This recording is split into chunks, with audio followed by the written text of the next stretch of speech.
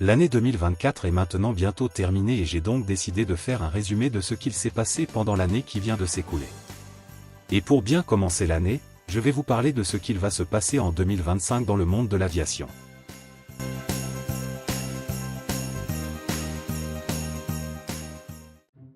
Le 2 janvier, l'année a commencé par une collision à l'aéroport d'Haneda au Japon entre un A350 de Japan Airlines et un Dash 8 des gardes-côtes japonais faisant 5 morts.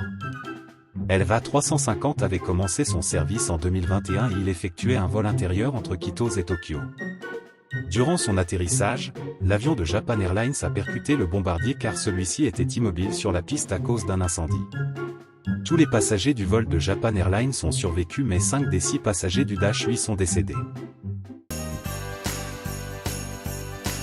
3 jours plus tard, un 737 MAX 9 du vol 1282 des Alaska Airlines a perdu l'une de ses portes de secours en plein vol. L'avion reliait Portland à Ontario quand une porte s'est violemment arrachée. Tous les passagers ont survécu et seules 3 personnes ont été blessées. Un téléphone a même survécu à la chute. Le 7 mars, un Boeing 777 a perdu une de ses roues durant son décollage de San Francisco. L'avion qui appartient à United a donc dû se poser en urgence à Los Angeles. La roue a rebondi sur la piste avant de terminer sa course dans un parking non loin de là, mais n'a tué personne. Il faut noter que chaque roue d'un 777 pèse 250 kg. Le 25 avril, l'hélicoptère Racer d'Airbus a effectué son premier vol depuis l'aéroport de Marignane à Marseille. Il possède 2 moteurs Safran Aneto ainsi que 5 pales. Le 21 mai, un Boeing 777 de Singapore Airlines qui reliait Londres et Singapour a dû être dérouté à la suite de turbulences qui ont fait un mort et 30 blessés. L'avion a pu atterrir en toute sécurité à Bangkok où il a été pris en charge par les secours. Pendant les vacances d'été, un avion d'une compagnie brésilienne s'est écrasé au sud du Brésil alors qu'il reliait Cascavel à Sao Paulo. Il s'agissait du ATR 72. Il n'y a eu aucun survivant sur les 62 personnes à bord de ce vol. C'est le 26 octobre que la compagnie nationale tchèque a effectué son dernier vol en mettant ainsi un terme à 101 ans de service. Elle a été fusionnée avec Smartwings. C'était la 5e plus vieille compagnie aérienne dans le monde.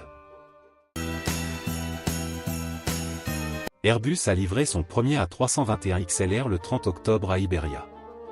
L'avion, immatriculé ECOIL, a effectué son premier vol transatlantique entre Madrid et Boston le 14 novembre de cette année. Aer Lingus en a aussi reçu un en décembre. D'autres compagnies ont commandé des A321 XLR comme American Airlines par exemple. Une autre compagnie a cessé ses opérations cette année et il s'agit de Vistara. La compagnie indienne a fusionné avec Air India le 12 novembre 2024. La compagnie avait été fondée en 2015 et c'était une filiale de Singapore Airlines. Elle possédait une majorité d'Airbus de la famille A320 mais elle avait aussi quelques 737 et 787. Et pour finir, un Boeing 737 qui opérait pour DHL s'est écrasé à l'aéroport de Vilnius pendant son approche finale depuis Leipzig. Les causes ne sont pas encore connues car l'enquête doit déterminer les circonstances de l'accident grâce aux boîtes noires. Seul un pilote est mort. Premièrement, une entrée en service du Boeing 797 est à prévoir. En effet, le marché des avions de taille moyenne est ouvert car il faut remplacer les Boeing 757 qui vieillissent. Selon le constructeur américain, il y aurait possiblement 2 versions du 797. L'un sera plus grand et volera moins loin, l'autre sera plus petit et volera plus loin. Cela dit, Boeing préférera peut-être prendre son temps pour éviter une deuxième catastrophe après le 737 MAX. En ce qui concerne Airbus, il va sans doute se concentrer sur ses avions à hydrogène pour arriver le plus tôt possible sur le marché. L'Airbus A390 n'est pas à exclure mais ils viennent de sortir l'A321 XLR donc on pourra attendre encore un peu à mon avis. Ensuite, une nouvelle compagnie aérienne va commencer ses opérations.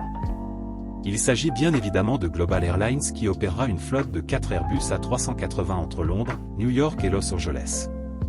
L'avenir nous dira s'ils réussissent mais le projet est assez ambitieux. En effet, remplir des Airbus A380 n'est pas chose facile, surtout vu la concurrence entre les compagnies aériennes. Il faut aussi parler de l'entreprise Boom Supersonic qui a pour but de recréer un nouveau Concorde. Il ne sortira certainement pas en 2025, mais ce sera sans doute une année décisive dans l'avancement de ce projet bien ambitieux. Il y aura sans doute bientôt une vidéo à ce sujet, donc abonnez-vous pour ne pas la rater. Pour conclure cette vidéo, je dirais que 2025 sera une année avec encore moins de crash car la sécurité dans les aéroports va augmenter et les innovations technologiques vont rendre les avions plus sûrs. Merci de m'avoir écouté, je vous souhaite une bonne année à tous, merci.